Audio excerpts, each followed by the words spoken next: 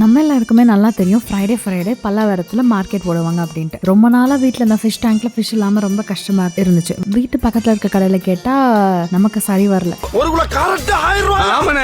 சரி அங்க நல்ல நிறைய ஃபிஷஸ் வந்து அஃபோர்டபுளா கிடைக்கும்ட்டு ஒரு ஃப்ரெண்டு சொன்னாங்க. சரின்ட்டு நானு கே பாலாஜி எல்லாருமே வந்து ஃப்ரைடே மார்க்கெட்டுக்கு கிளம்பிட்டோம்.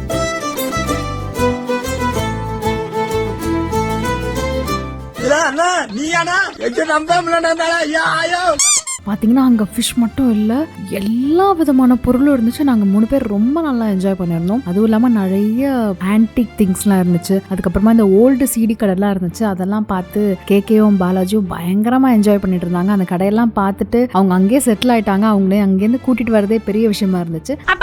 எனக்கு பேல்பூரி வேணும்.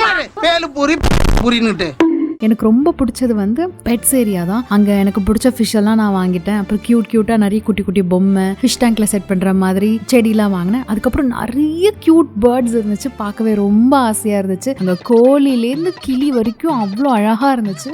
பார்த்து ரொம்ப நல்லா என்ஜாய் பண்ணிட்டு வந்தோம்.